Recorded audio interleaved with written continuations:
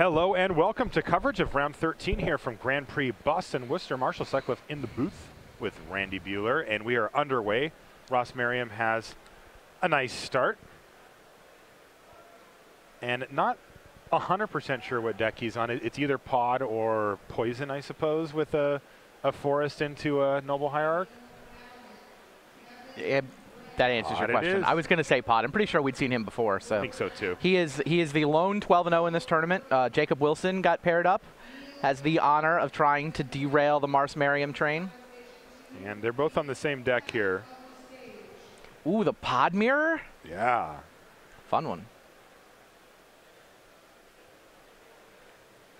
So Ross Merriam off to a much better start. Yeah, turn 2 Pod is the dream. That's as good as it gets.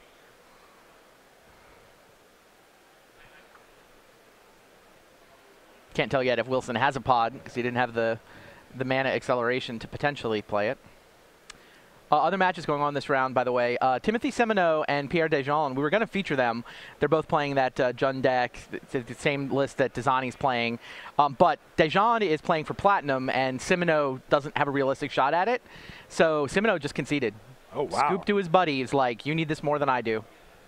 And so Dejean moves to, what is that, 12-1, I guess? Yeah. Dejean moves to 12-1. Semino can still make top 8 with 3 wins, but that's Semino's second loss. All right, Merriam plays the Voice of Resurgence. An awesome thing to pot away because you get the token back and get to go up the chain. So now here's Kitchen Finks. So pretty ideal start here for Merriam. I mean, he's just solid value play. Races. Yep. Yeah, I mean, if Wilson doesn't have a Pod, then Merriam doesn't have to do anything fancy. He'll just 2-for-1 him into oblivion.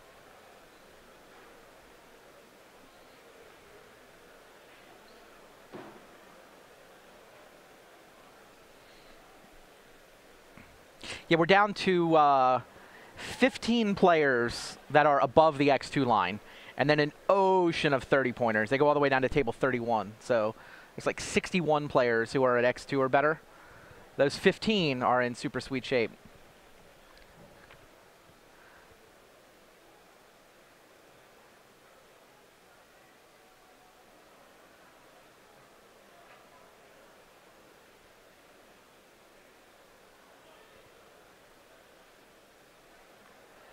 So Wilson's in the tank here. Yeah, he needs to do something.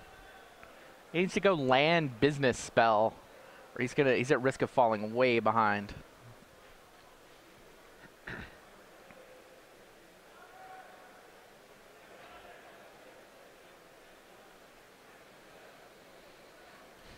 So in your experience, Randy, what's the most important thing in these Pod mirrors? Like how do Getting these a normally pod. go? Having the Pod versus not having a Pod. Yeah, pretty much the deal. I mean, I'm sorry I don't have a more sophisticated answer, a more subtle answer. I wasn't looking for subtle or sophistication. I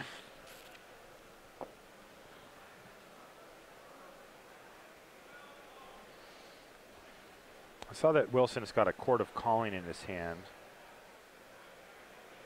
Not going to do a ton at this early stage, though. Yeah, he's one short of being able to go get the Reclamation Sage, I guess. Okay. Oh, okay. Has a Pod of his own. We have the true Pod mirror here. We do. Merriam presumably has a Reclamation Sage in his deck. It does not have a 2-drop to pot away to go get it right now. Also, Spellskite can get in the way. And Spellskite's actually doing a decent job of defending the Pod. And even defending Wilson. Yeah, no, 0-4 is not irrelevant on this board.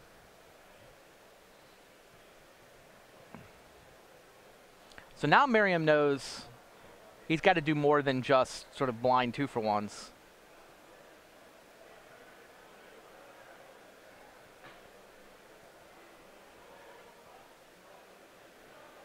I mean, that Hierarch certainly gave him the edge in this race. Okay, Ooh, yeah, Abrupt Decay. Got to get rid of Spellskite. So that's going to take that down. Now what? Pods away Hierarch for a 2? Yeah, I think he wants to build up to Reclamation Sage. Yeah, that does it too. Oh, sure. There you go. Yeah, Pride Mage. He'll just sack the Pride Mage. He's going to make sure to do it post-combat to get 1 extra damage in with the Elemental. Well, he attacked with 2 creatures, but What's that? he attacked with 2 creatures, so Exalted doesn't help. Oh, No, the elemental, the +1/+1. elemental, yeah. Yeah, of course, not the exalted, but the elemental. Interestingly, He let him go? He did let him untap. He doesn't have any Really? creatures on the battlefield, so he can do it in response. Yeah, all right, fair enough. And if Wilson just doesn't play a creature, I guess he'd rather have his Pride Mate alive. Yeah.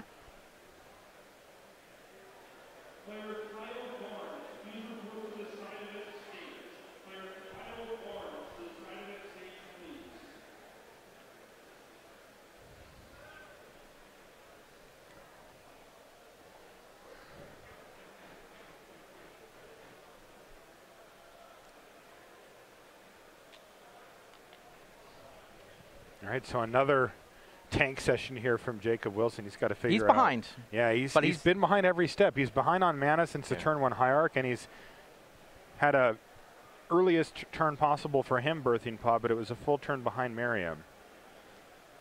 Now he's got no creatures in addition.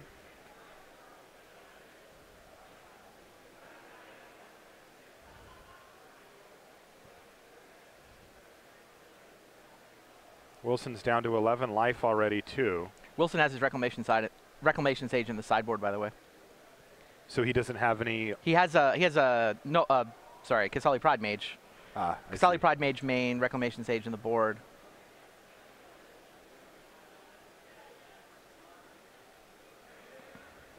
Okay, here's Kitchen Finks from Jacob Wilson. Looks like Merriam had set it up the same way. Okay. So neither one can blow up a pod with a Reclamation Sage main, but they both do have access to a Pride Mage. Yeah, respond to the creature just like you drew it up. And Wilson's got to I like you like the way Wilson played that, by the way, by not playing a land. Yeah. If Merriam says, oh, he can't activate pod, well, you know what? Playing a land doesn't use the stack. That's right. You can't respond to playing a land. So Wilson played it super smart, definitely gave his opponent the opportunity to mess up. Yep. If his opponent had not responded to Finks coming into play, Wilson can play the land, and then he can activate the pod before there's a window for a Pride Mage.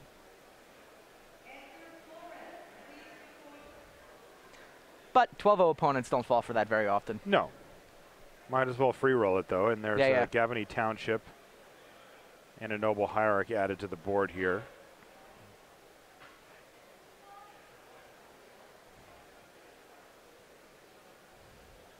So that's going to be a 4/4 as it attacks, which can safely blast through the Kitchen Finks and drop Jacob Wilson down to 9.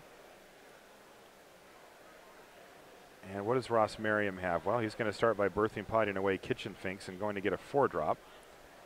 Is this Linvala? What does he get here? Linvala was the first one that occurred to me. Yeah, he could also. She's also just a nice big flyer. Yeah. I mean, Red Cap doesn't really seem relevant. Yeah, Red Cap can kill half of the Finks, but meh. Big flyer seems solid, right? It also, I mean, shuts off some level of shenanigans. Yeah.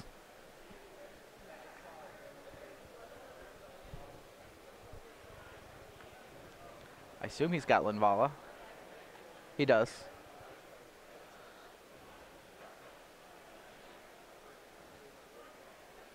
I mean, I guess you can Ranger VOs here. Go get a couple more Hierarchs. Get the Viscera Seer. Looks like he has elected from Ranger VOs. That Hierarch has been really good this game, too. I mean, think about it. Merriam won the initial die roll and led with Noble Hierarch. He's just gotten so far ahead. Like, Wilson's draw, it's like they both had a pod, but because Merriam was sort of doubly ahead, he was able to use his first and blow up Wilson's with his second pod activation before Wilson had ever used his once. Right.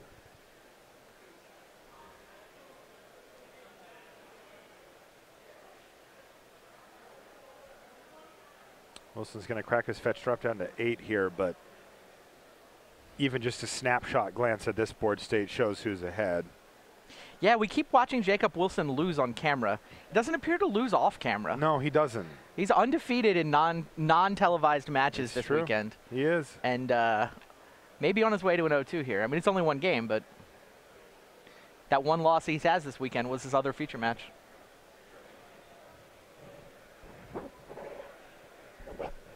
Wilson, one of those who is pushing for platinum. He does not have it clinched yet. Would love to clinch it. What does he need, like a top 32 here or something like that? Maybe a 16. think I saw top 16 for platinum. I can figure it out. I mean, he's also near the world's conversation For the at-large? for the at-large bid. Yeah, with a nice result. Is he's also in the conversation for Canadian national champ? In theory, although Sean McLaren has a decent lead. Okay. Like he's only a couple points behind Alexander Hayne, but McLaren is the guy you got to catch there.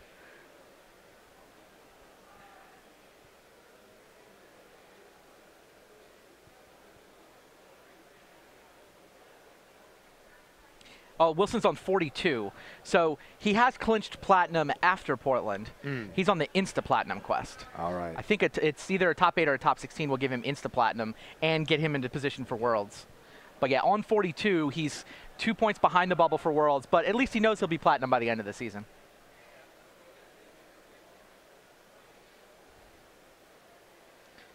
People speculating on the line for an at-large berth is also interesting. Yeah. Josh McClain thinks he needs 50. Okay. That's where he thinks you got to get to 50.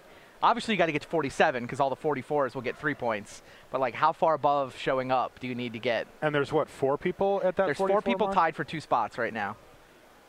That is going to be one of the great races to watch at the Pro Tour next weekend.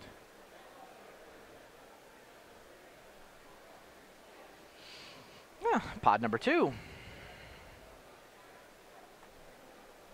And he's immediately going to use it to get rid of Kitchen Finks. Yep. Gain those life back and see what he finds.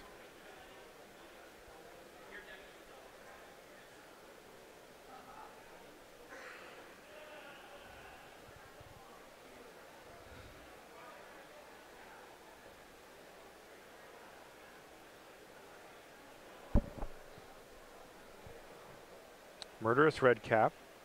And he's trying to decide if he wants to kill the Finks or if he wants to kill Ranger or Vios, it looks like. The red cap, even in its 1-wad state, would trade for what's left of Kitchen Finks.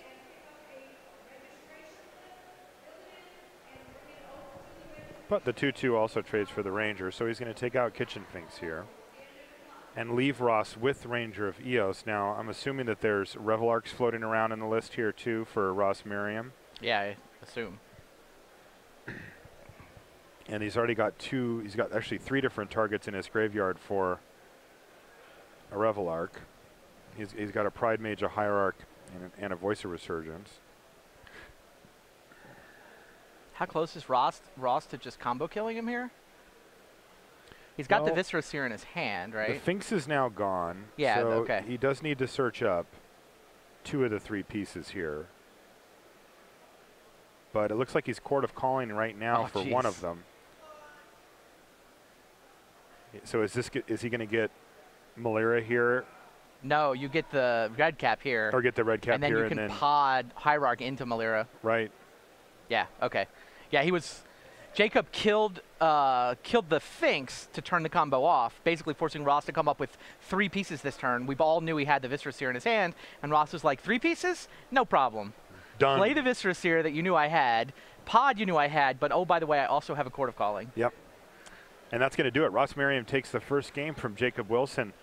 Jacob could just never catch up. Ross had that quick start with the Noble Hierarch into the Birthing Pod on turn 2 on the play. Yeah, Jacob could have gotten a Linvala there to turn off the combo, but I think that he needed to do more than just play defense. Right? He needed to do more than just not lose. He wanted to try to sort of eat into that and maybe go get the Linvala next time. He also wanted the red cap so that he could have a pod target that would come back, try to get back into the game rather than just not lose it on the spot. All right, so here's Oscar Jones on Tarmo Twin, and he's got a Splinter Twin on his Snapcaster Mage, which is pretty sweet. And he's playing against Miguel Gatica, and it looks like he's on just Twin. I see that there's a breeding pool in there too. It looks like Oscar's on 12 life, Miguel's on 9. Miguel is on Tarmo Twin. Okay, so it's a Tarmo Twin mirror here. Interesting. We haven't had this one on camera. We've seen a little Tarmo Twin, but not the mirror. Rich, why are you running over here? What's going on? Well, I saw that you've gone to the live look-in. I've been watching this game from the get-go. It's been superb. It's been so good. Really cagey. They're both terrified of the other guy getting off end-of-turn Deceiver Exarch. Counter battles over that. Flame Slasher in both main decks, but eventually Oscar Jones gets down a Tarmogoyf that's a 4/5. So at that point, Miguel's having to spend 2 spells to kill it. Had a terrific war over that Tarmogoyf. When Jones ends up going Snapcaster Mage for a remand on the Electrolyze that adds to Flame Slash to kill the 4/5. Okay, says Miguel, I've got 1 mana left. Lightning Bolt the Tarmogoyf. Eventually it dies. But now, of course, as you can see on your screen, Oscar's got himself going with Snapcaster Mage with the twin on that, and they have just been going at it, and it's been so tense. Played very fairly, not between the 2 players, but just the nature of the game has just been terrific. One of the best games I've seen this weekend. Awesome. Meanwhile, Nice. Jackie Lee leads 1-0 over John Paul Phelan. Red, blue, white control over Jund. Thank you, Rich. And that Snapcaster wearing a Splinter Twin, which was going to threaten to take the game over for Oscar Jones, dies to the Electrolyze while Rich is giving us the update. Yeah, I think if you're in Oscar seat, you know that that's not going to go forever, but if you can get it active a couple of times, then you can get your value out of it. Looks like Oscar's got a Splinter Twin in hand and a Pestermite, and he's going for it. But the Deceiver Exarch is going to tap down the Pestermite in response to break up the combo, at least for this one turn. Yep. And here's a Serum Visions from Oscar that hopes he finds something. They can interact, though. I don't know how many cards Miguel has in his hand, but he's open. It looks like he has none. Go. Does Miguel have a twin? Does he have a twin? On top of his library? He's going to set him up. He's going for... Here's my Splinter Twin mana. Here it is. Draws his card, and it's not good No. enough. He has to scoop him up. Wow. He had the mana already. He kind of deceived it a little bit there. That's exactly the flashback I had. Yeah. But couldn't quite get there.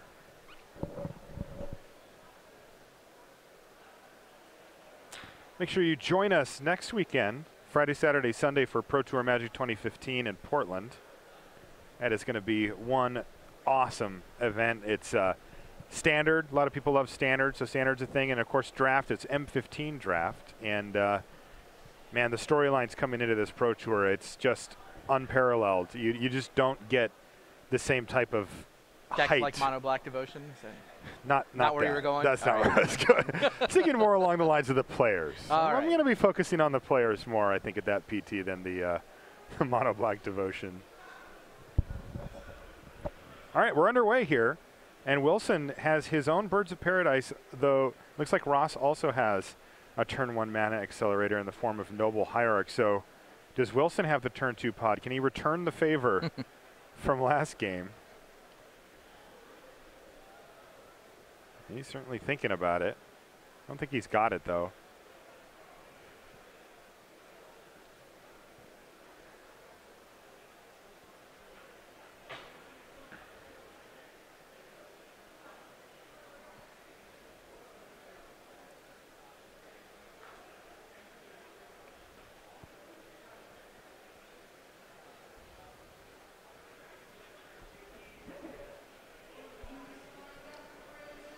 Maybe he does.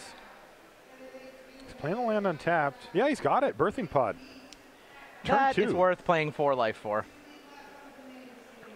Pass the turn back to Ross.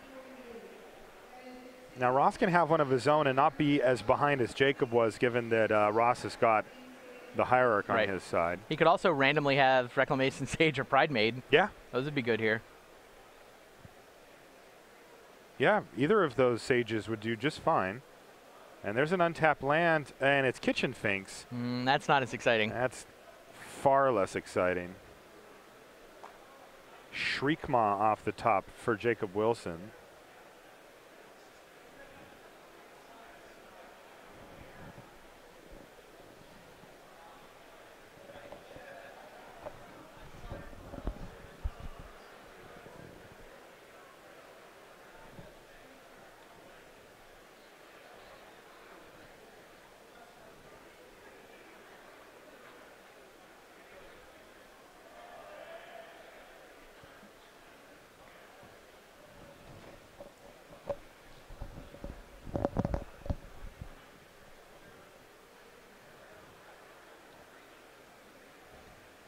So Wilson,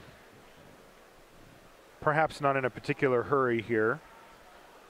He likes to take his time, make sure that he gets everything planned out for the turn.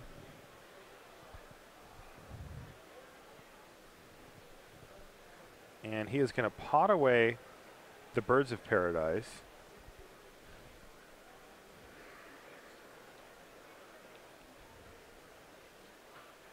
And go get a Wall of Roots. Make a mana immediately and play an Orzhov Pontiff. That's going to take out the Hierarch. He's also left himself with an 0-4 wall that can block the Finks.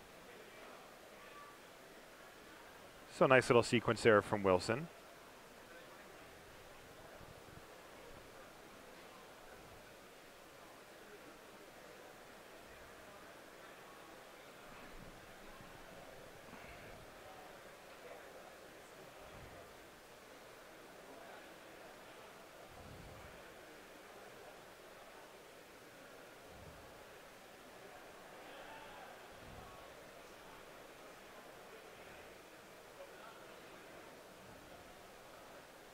So now it's back on Ross Merriam to try to figure out how he's going to get out of this. Yeah, he he's just in lost a mana source here. He's in the same tank Jacob Wilson spent last game in. I'm so far behind. How do I catch up? Yeah. He's going to attack with Finks, and it gets through. Yep. He doesn't want to get pontiffed himself.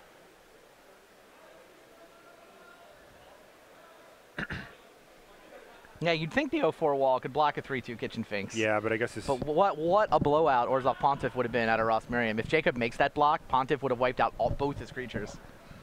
So, not worth the risk.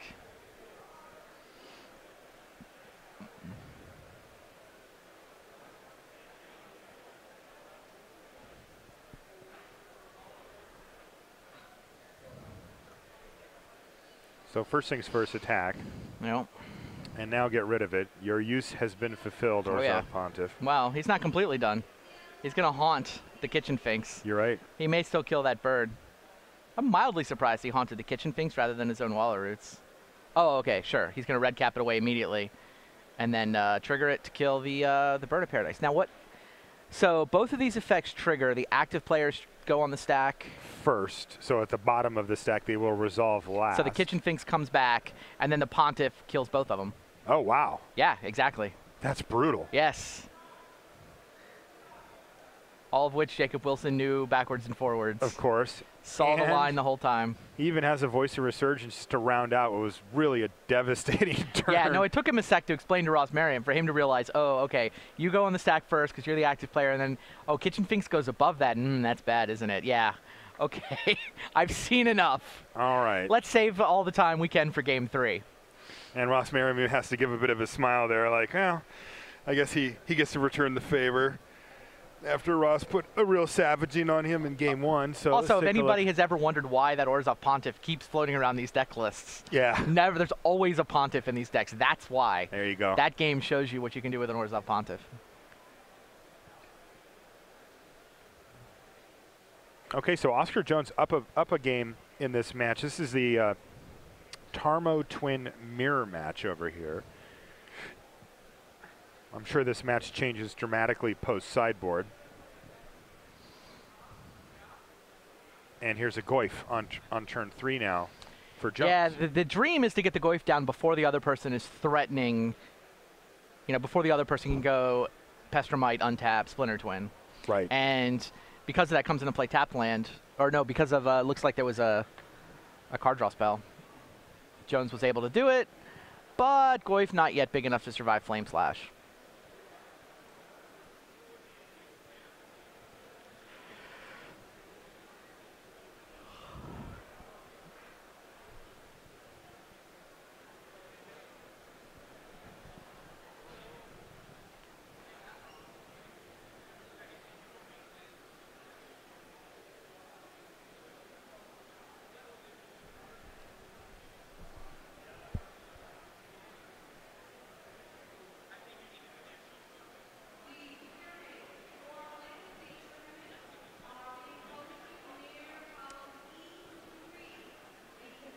Oh, he's going to go for Tarmogoyf with 2 up.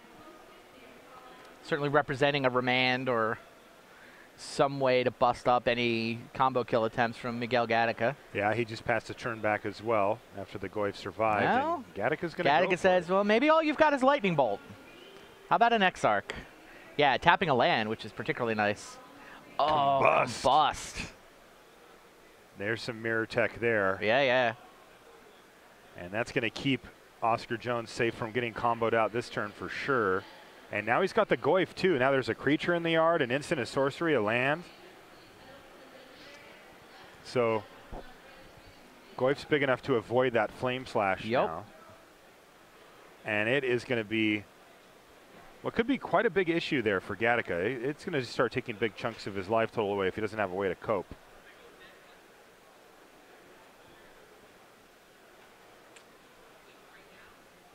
Tectonic Edge for Gattaca is not going to do a ton here, it looks like. He can take Oscar Jones off of triple blue for Cryptic, but he's got much bigger problems with that Tarmogoyf beating down. He just took a hit from it, too. You can also take him off triple red for Kiki Jiki in theory. Is that even around? Is that a thing in this deck? I mean, I think he's just on twins. Unless he brings it in. Yeah, I don't think it's in there. I think you are correct. Yeah, 2 commands. No Kiki plan in the backup plan in the Tarmogoyf list.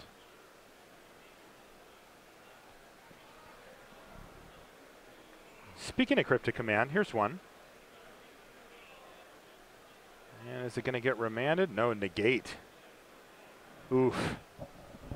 So Jones is on the Tarmogoyf plan here. He is just simply protecting his Goyf, making sure he can't get comboed out, and beating down. Rich, what's going on the side tables? Jackie Lee. She was up a game last you were here. That's right, she was up a game. Big trouble early in game 2, though. You always know you're in trouble when you path to exile your own Wall of Omens so that you can have a land, please. Ouch. Nonetheless, she'd already used a path to exile on a Tarmogoyf. And then the next Tarmogoyf, well, she hadn't done anything, so it was only a 3-4. That meant she could kill it with double Electrolyze. And then when John Paul Phelan made a Scavenging Ooze and then ran that into an ambush of Restoration Angel, well, at that point, Jackie had all the land she wanted, and an Angel, and a Celestial Colonnade. Jackie Lee wins 2-0. Oh, wow. Good for her. Jackie Lee having a great weekend. Yeah, she's X2, right? Yeah, that was those were 10-2s pairing off. John Paul Phelan eliminated from top 8 contention, can still make some money. All right, so Gataxian Probe from Oscar Jones gives him a bunch of info, but in the meantime, plan A. Yeah. Get in Tarmogoyf before we get to the staring at each other stage of the festivities. Yes. And then turn it sideways while we so stare at each other and prevent each other from comboing off. Such a huge advantage to have that passive, that threat down there just pecking away at him while they have to jockey for position. Remember, Gattaca still has to respect the fact that Oscar Jones can combo off on him. Although he has no 4th land. Like, he tech-edged away the green mana and was also just the 4th total.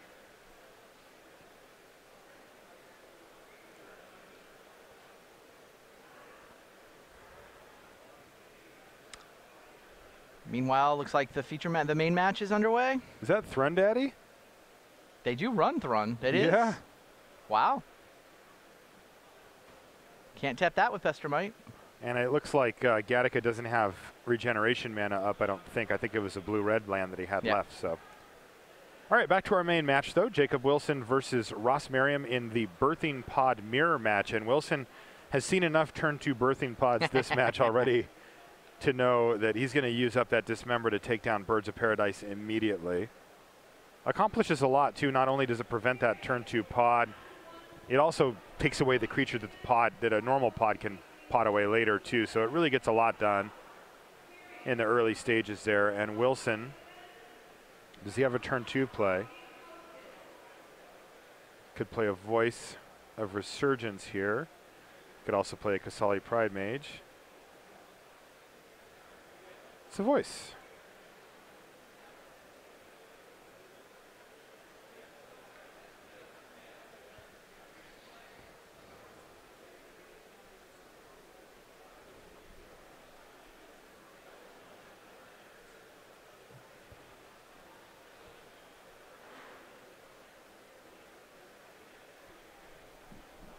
The joys of modern.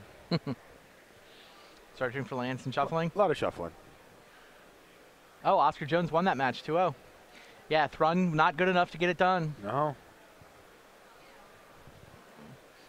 Tarmo Twin strikes again. That deck is so cool. I'm building that deck when I get home. Yeah? Yeah, on Magic Online. Those guys are also 10-2, by the way, so... Huge one for Oscar, too, by the way. He's playing to get that.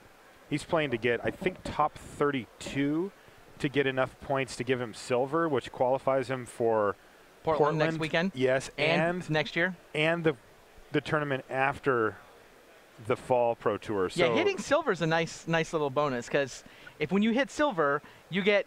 So the benefit for being silver status is you get one Pro Tour invitation. You get to pick which Pro Tour you want to use it on. Well, if you get silver right near the end of the year, there's only one Pro Tour left this season. You pick that one, but you've got silver. You've got enough points that you'll be silver next year. So at the beginning of next year, you also get the ability to pick a Pro Tour. And that's exactly what Oscar is going for. He's got a GP top 8 this season. He's in pretty solid shape then. Yeah. I mean, if he's on 11-2 with 2 rounds to go, probably only 1-1 would get him there easy. I don't think he can 0-2 for top 32, but he can 1-1 for top 32, 2-0 for top 8. Yeah. So good for him. Oscar's a young guy. He's from Utah. And it looks so like Pontiff came down and killed an Eternal Witness. Is that what we saw? Yes, that is correct. What did the Eternal Witness get back? Don't know. Maybe the Bird of Paradise. Is that still floating around? I still see it in the yard. Okay. I'm not sure then.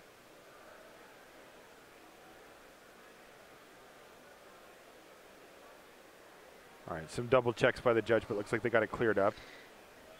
Yes. Jacob Wilson clearly understands He Orzhov knows- Pontiff better than anyone else in yes. like a 10-meter radius. Yes. I mean, it's obviously the judge has to read it for him or herself, but what Jacob said, go with that.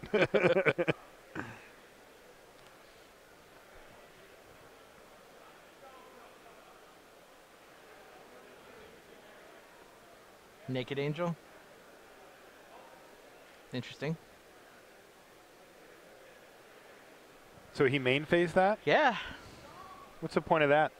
Making sure you get a 3-4 blocker in play? I'm not sure. It's weird, right? I mean, Wilson's not going to counter the thing.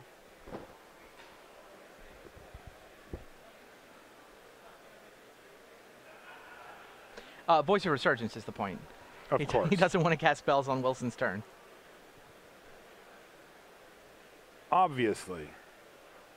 Hey, There's there's Orzhov Orzhov Pontiff. Lots of words. There's plenty of Haunt text. must be one of the stranger keyword abilities in the history of the game. It is very weird. And by the way, it's a modal. It's a comes into play, choose one modal ability. Either my stuff gets +1/+1 or your stuff gets -1/-1. And then later, if you understand how Haunt works, maybe we'll do it again. Yeah. It's got a lot of text on it for sure. All right, so Ross has his Angel safely on the battlefield. I mean, is there an argument to, you know, like playing it on Jacob's turn and blocking to take a 2-drop off the battlefield? And give him a token? And give him a token. Doesn't sound right. Basically, you give him a token instead of his Voice of Resurgence. Of course, it's pretty and then risky. he gets another token when the voice dies. Yes. It's also quite risky, like in this case, He had to dismember, exactly. Well, he had to get it.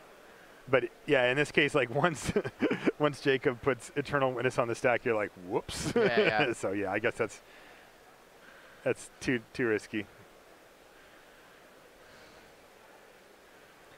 Meanwhile, Ross Merriam's Angel is down for the count, and Jacob Wilson is just grinding ahead here. Yeah, this he is attacked for 3. Now he's got 5 power on the battlefield, and Ross has nothing going on right now. right. Gavany Township with no creatures.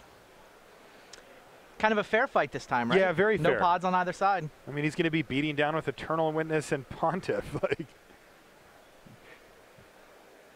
all right, there's Dismember to take out the 2/1 Eternal Witness, and he follows it up with a pretty inauspicious Noble Hierarch. Not a lot going on for Ross Merriam. He's going to need to see something pretty quick Voice of Resurgence doing good work here for Jacob, forcing Ross to play everything at sorcery speed. Absolutely, and also just taking away. I mean, it's already done what 6 or 8 damage this game too. So True.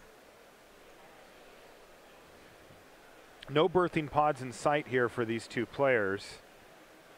So we're in the grind game, and so far, Jacob Wilson has shown that he knows how to play that game really well. And here's Linvala, which, as you mentioned before, Randy, I mean, it does have some nice effects due to its static ability, but also it just beats down as 3/4 flyer. It's huge. She's a big girl.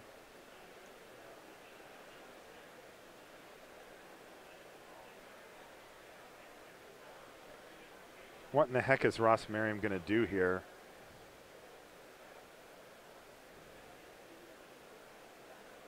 I don't know. I don't think he knows either. Look at that. Yeah. Brutal. I mean, draw natural streak ball off the top. I mean, Yeah. Yeah. I mean, even pod's not enough at this point, I don't think. Yeah, I mean, he can pod, get his own Voice of Resurgence, trade / eat something, but it just feels like he's falling too far behind. No, but I mean, in order to, well, I guess he can play an activate pod without paying any Phyrexian mana, Yes, without paying any life for Phyrexian mana. right. He just has to tap the Hierarch, but if he's sacking it anyway, who cares? But yeah, this is rough. Jacob Wilson going to be the new king of the hill? It's starting to look that way. This Ross Merriam, is Ross our last undefeated? Yes. Yeah, this is table 1. He has a birthing pod, but he doesn't actually use it. Wow. Oh, right, he can't, right? Doesn't Linvala, of turn course. off the Yeah, thing? Linvala Right, turns so off. nothing doing there. He doesn't want to pay the 2 life. He can draw a creature, and he doesn't find it here. Jacob Wilson takes it down. Linvala doing a lot of work. And now they're going to do one of these things where they talk about, oh, I could have potted for this and potted for that. And every pod player has their own definition on how to do that.